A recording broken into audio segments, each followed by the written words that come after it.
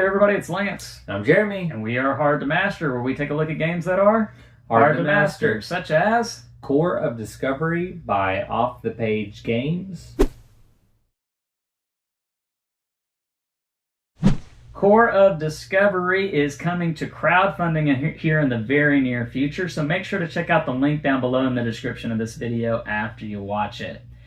Now, this game takes after the very popular graphic novel series Manifest Destiny from author Chris Dingess, and this is Off the Page Games' board game version of that graphic novel series, Core of Discovery. And with this game, you're going to be exploring the Louisiana Purchase. You are Lewis and Clark and Sacagawea and a bunch of other characters going off into the countryside, exploring the western part of the United States. But if you didn't know, there was a lot of monsters in that part of the United States. And we have Lewis and Clark to thank for killing off all those monsters. Or at least that's the story we're told from Manifest Destiny. And this game is going to have you embark on trying to take on those different monsters. We're going to go down to the table. I'll show you how this game works, and then we'll come back and share our thoughts on it. All right, I have Core of Discovery on the table. Let me show you this deduction exploration game. Now, I do want to make sure you understand that everything you see here is prototype, so the final artwork, components, and maybe even some of the rules might change once it's released from crowdfunding. That being said, let's go ahead and get into this game. Now, obviously, this takes after the Manifest Destiny graphic novel series, and what we'll be doing here is exploring this part of the countryside. We start on this edge of the board. As you can see, we have our boat right here, and this is a river, probably the Mississippi River, and we will be exploring westward, as was the case with Lewis and Clark. Now, in this particular chapter, this is the first chapter, the fauna chapter, and if you are familiar with the graphic novel series, then you'll know that in that part of the series, we have to deal with some minotaurs, and they have cards that are way up here, kill a minotaur, and so we're going to have to be dealing with that throughout the course of this chapter. Now, I do want to make sure you understand that there are no spoilers here. These maps are specific to reviewers, so what I show you here is not going to ruin anything for you when you do play that first chapter, so don't worry about that. Now, what we have for us working through this is that we have a goal of needing to kill 3 monsters. We know that on D5 there is a mountain peak, so we know that D5, which is going to be, here's D and here's 5, so this spot right here is going to be a mountain, which means that it's going to have a rock on it, and there are lots of tokens in this game. This tray does not come with the game. This is my own specific tray. There is, however, going to be a tray that will come with the game that you'll want to check out, so do make sure to check out the campaign page to get more info on what that might look like. So there we have that rock there on the mountain space, and then we see that there are at least 3 of each terrain, and there are going to be several different types of terrain, and you got a little cheat sheet right here to help you understand what is going to be happening in this game. So there are water spaces, there are log spaces, there are berry spaces, there are teepees where we can trade with the natives, there's monster lairs, which might sound like a bad thing, and I guess there are some bad things about that, but it will provide us resources that we will need. And in this particular fauna chapter, there are going to be vine spaces that might help us. There are rock spaces and mud spaces. And there's also spaces for us to build a shelter, as well as forts that are going to be important for us as well. And we have details here as to where everything might be throughout the course of the chapter. So we know that water could be, and water has to be next to wood, and wood has to be next to water. That's what this icon means right here. Whereas berries are going to be diagonal from teepees and vice versa. And teepees are always going to be next to a monster lair. That's what that icon means. I think you can probably piece together everything else here. Just know that with the wood, there's only going to ever be 1 wood per column and row. So what that means is that if, let's say, for instance, this space right here was wood, then we would know that wood could not be anywhere else right here, nor could it be anywhere else right here. It would have to be right there, and taking out all those other spots. So you can see how you can use the deduction element in this game to try and piece together what are all the other different spots. Now you do have a little cheat sheet map that comes with every chapter to kind of give you a little bit more information so that you know that if you reveal a teepee, let's say, then on one side of the teepee is going to be a fort, and then on the 90-degree side of the fort is going to be a place to build a shelter. And so you're going to find that out here on the map in this arrangement. Now it might be rotated 90 degrees and you know, that sort of thing, but you're going to find this out here on the map when you find one of these different types of spaces. Now, a turn is very simple in this game. What you'll be doing is exploring one spot, and you always have to start from the right side of the board moving this way, or once you've revealed a spot, then you can move forward from that spot. So let's just say that I moved right here, going along with my example, and sure enough, it is wood. And so when you reveal any kind of resource, you gain that resource, and you place it into your backpack, which this is our backpack up here. I'm going to show you this board too, because this is really important. And on this board, you're going to find a backpack to hold your stuff. Now you have 4 spots here that you can hold freely. You do have 2 additional spots. However, you're going to be fatigued if you fill up these spots whenever you have to resolve any one of these challenges. You have space here to hold your water. You start with 8 water at the beginning of the day. If you run out of water and you need to pay water for any kind of challenge or anything, then you die of dehydration. At the end of the day, you are going to need food, otherwise you will die of starvation. Oh no, I've lost the cards. Now, what these cards are going to be trying to make us do, you always start the game with approaching the arch, and if you're familiar with the graphic novel series, you'll know that that's an important theme throughout the course of the series, are these arches that you have to approach throughout the course of the series. And it has a number here in the sun. This one is 5, and that means you basically have 5 turns to try and succeed on this challenge. Now, this particular challenge does require wood, which is great because that's what we have. And so you'll spend whatever resources are listed right here on the card. And if you do that, then you earn the pass. In this particular case, we're going to earn food. But if you didn't, you would earn what's on the fail side, which means we would earn food. However, we would have to pay 1 water to do so. And when you resolve these, you then have to resolve what's underneath on the board, which is always going to be consequence, and that's when you have to pay extra water if you're fatigued. You also have to move the monsters, or do the consequence with the monsters, and we'll talk about that here in just 1 second and see what monsters are like out on the board. So basically, you're just revealing a token, you're gaining a resource, and then you might take any of the extra free actions, such as building a shelter, and that's paying any 2 resources of wood, mud, or skulls, and then that would allow you to put out your little hut, your resource hut, your shelter hut, on one of the spots where you can do that. Now, we don't have any spot to do that just yet, so you have to reveal one of those spots first. You can also discard 2 wood or 2 stone to build a fire, and fires are going to be important for certain challenges, as sometimes it's required for you to have a fire in order to succeed in the challenge, and then other times you have to have the fire if you want to earn the things that you've rewarded yourself with. So fire can be very important, as you can see right here. Fire can be taken away from you with the rainstorm, and so the fire can go away. You keep track of the fire right here with your little fire tokens, like so, like that. And there are other special actions you can take, free actions. You're going to be mostly using them to help you succeed throughout the challenge with the chapter, and this particular one is to kill those 3 monsters. So let's just kind of reveal some tokens here. There's a water, and again, you know that water has to be next to wood, and so there it is. Let's reveal this one. Now we found rock, and so whenever you find a rock, rocks are all going to be touching one another. And so this is that mountain peak that we talked about at the beginning.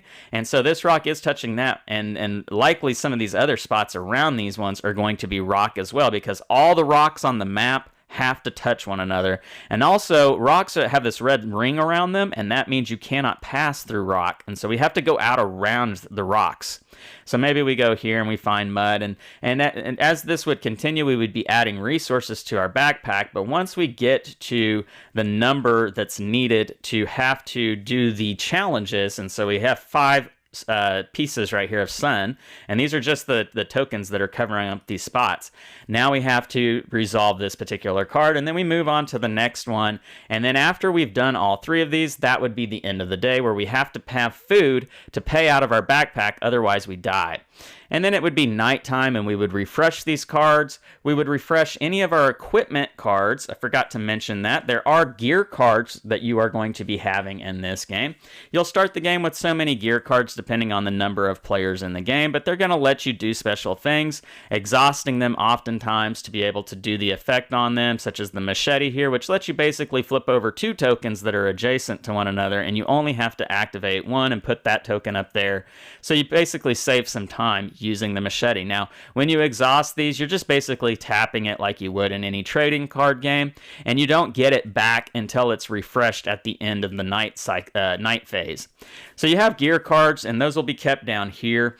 You do also have character cards. There are characters in this game, such as Lewis and Clark, York, and Collins are some of the characters. Now, there are several other characters, but you all have to unlock them throughout the course of the game, and there may be some stretch goal characters, but each character is also going to have an ability that you can do, and you'll have to exhaust them, just like with the gear cards, to be able to do that ability.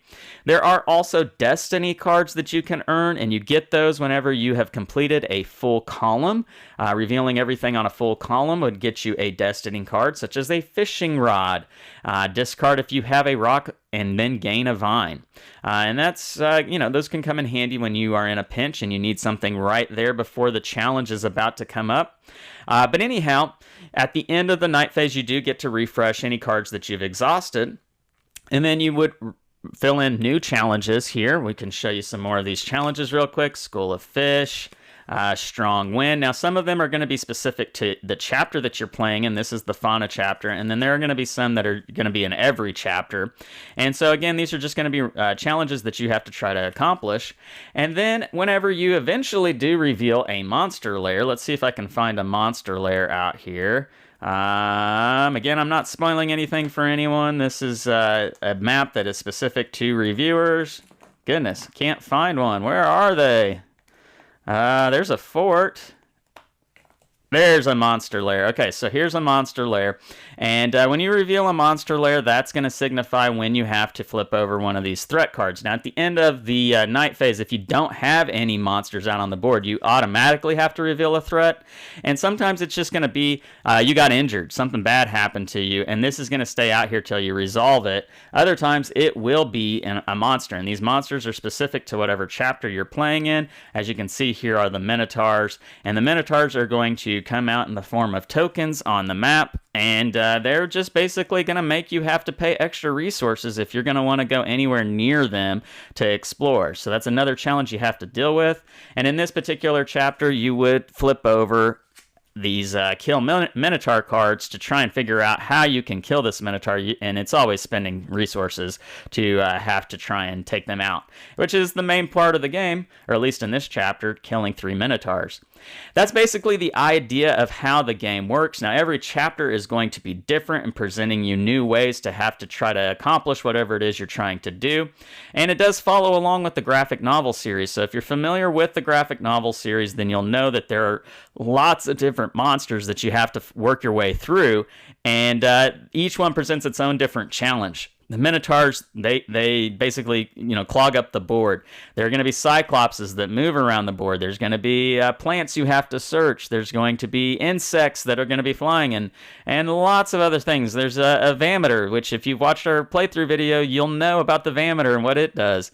Anyhow, you'll have lots to do with this game and lots of different challenges, but that's basically the nuts and bolts of this game and figuring out how it works and what you're going to be doing. There you have it. Let's go back up top and share our thoughts on Core of Discovery. And we're back, and now we're going to share our thoughts here on Core of Discovery, let you know what we think about this game. But quick, we do also want to point out that we have done a 2-player playthrough of this particular chapter that you see out here, Chapter 4, where you go up against the Vameter. If you want to check out that video, click the I in the top right corner, and it will show you that particular video. Yeah, I put on a clinic. Go check it out. You'll save yourself and your head from the Vameter. It was pretty impressive, I will be honest with you guys. But as you saw in that rule portion of this video, this is, in my opinion, Jeremy, this is a fairly straightforward game. It's not overly complex, but man, is it a lot of fun. I really enjoy the deduction aspect of this game, trying to figure out what each of these little spaces could possibly be. And there are lots of tense moments in this game where you're like, man, we really need it to be a food, or we really need it to be a water. And it could be a water, but it could also be a monster lair, right? Like the thing we don't need it to be. And it's fun trying to make those choices, exploring the different spots out here. What do you think about this one? Yes, I mean, everything you see here is prototype, Yes. and likely some things will change. I mean, I've played this a year ago, early status, the first, chapter or two with Jay, played it again at Gen Con, played another 2 chapters, and then now playing here in front of me with the newest updated prototype. Looks quite a bit better. Yes. And it's going to continue as you go, as you're watching this campaign. You can probably see that there's maybe some deluxe upgraded wooden bits. And if you're a fan of the graphic novel series, you're going to tie into this and you're going to really enjoy it. If you like mind management, you read, all that series, or, I have all 3 omnibuses, and I've read the whole series. And it really ties into the game, and you feel like, you're in the story. Yeah. You did Harrow County, and you've read Harrow County, and I played a ton of Harrow County, and I can tell you, you have that tie into the series. You're going to be tied into this one a little bit stronger. This is a cryptic game where you're moving, throughout from the water inland, trying to use this key, which is going to be different for each scenario. Yep. And the sheet that is in is going to have a different setup. So it's not necessarily that you're doing the same one every time, because based on the sheet that you put in there is going to make the game different, even if you're playing the same chapter. And so being able to replay that and still have the fun of, I don't know exactly what's there, but I'm using this key to have a pretty good shot. And like I said, if you're watching that playthrough, you'll see that you could think that something's there, and it's real nice to have the tokens where you can kind of mark it like you did in mind management. But having that ability to, kind of decipher and mark it makes it a little bit better, so that you can have an idea, but it may not be exactly there, as you'll see with land. I'm really good at finding water. I'm really good at finding it's not what I thought it was going to be. Yeah. Let me exhaust this card to guess. I guessed wrong. But that's a fun part of the game. Like, even when mistakes are made, it's still fun with this game, right? Like, obviously, there's deduction, and there is a little bit of luck, because it could be this or it could be that. So I'm gonna go out on a limb and say it's this, and darn, it's not. Like, that's still a fun aspect of this game, because you still get something. It may not be what you were hoping it to be or what you thought it would be, and it may be something entirely different that now you're like, oh, well, that opens up other things that we should probably think about doing on our turn. And that's fun, like trying to figure out that puzzle, all the while trying to figure out how to kill these monsters, because that's the ultimate goal, and you always have to keep that in mind, otherwise you're going to run out of time. Just that tenseness built into the game makes it feel super thematic, and if you're a fan of the graphic novel series, like Jeremy said, it will tie directly into that. Mm-hmm. Even if you're not familiar with the Manifest Destiny graphic novel series, this is still a really interesting and compelling game. Just knowing, okay, you've got these monsters, right? Like, they might be minotaurs, they might be cyclopses, but they're going to be, they could be underneath any one of these tokens, and just trying to find the resources you need to survive those attacks. It makes for a really compelling, interesting game. I think as you maybe watch that playthrough or read through this campaign, you're going to say, okay, yeah, I probably need the expansions too, because that's going to give me more of the story. And if you haven't read the story, I think once you see the Vameter and you see, Colin's head on the Vameter's body, you're going to be like, I need to go read this and see what it's talking about. What's this bluebird? Spoilers about the graphic novel, not the game. I mean, you don't know what it does yet, but go read the series. Yeah. Then you're going to be tied in, just like if you did that with Harrow County or anything else. Right. I just think this is going to get more people to go and read the comics, and that's what Off the Page Games does. They take a comic series, a graphic novel series, and they turn it into a game. And the hope is that you not only play the game and enjoy it, and like what Jay and the other designers that he's worked with do, but maybe you go and pick up that story and read. Maybe you message him and say, hey, you've done these 3. What might I read next? Yeah. And I've done that, and he's given me a list, and I've read, and this is one of those that I read a little bit into, and then I found out that this was the game that he was going to, make next, or was already working on. So that's what I think. That's what the underlying thing is this is a really good game, but it's also probably going to make you want to go and find out more. Yeah. And guess what? It doesn't stop at this chapter 4 of the game.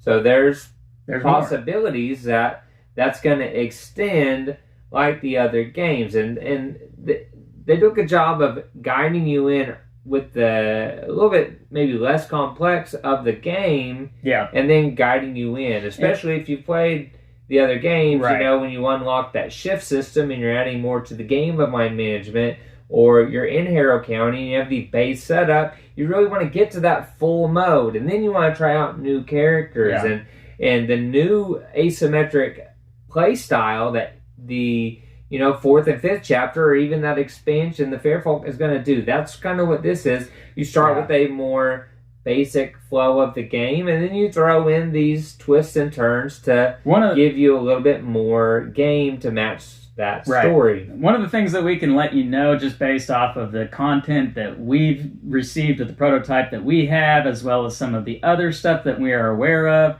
this game is going to provide you the opportunity to change up the rules, not only for every chapter, but there is one chapter in particular where you go against the fog, in which all the rules get flipped, right? And now water may not be next to wood. You've got to figure out what these rules are over here. So that's a really fun concept. And then there's also a chapter where there could be a betrayer. That's all I'm going to say about that particular aspect. But that is one other thing that you might want to know about the expansions that you can get for this. Again, check out the campaign page. Some other things I want to make sure that we say in this video, that you do have a tray that will hold all the resources. Now, this is not the tray. This is my own tray. But just know that there is a custom-made insert tray that's going to hold all the different resources for you, that's going to come in every version of this game. And there are deluxe components that you can upgrade to that are fully wood. They look really sweet. I would highly recommend, if you're gonna go into this game, definitely get that deluxe edition for this game. You're gonna want to splurge on this one because the resources look really, really nice. The artwork is fantastic. I mean, it's the same artist, same illustrator from the graphic novel series, and so they've kept that over for this particular game, and it looks fantastic. So it looks like it's just ripped straight out of the graphic novel series, and I love it.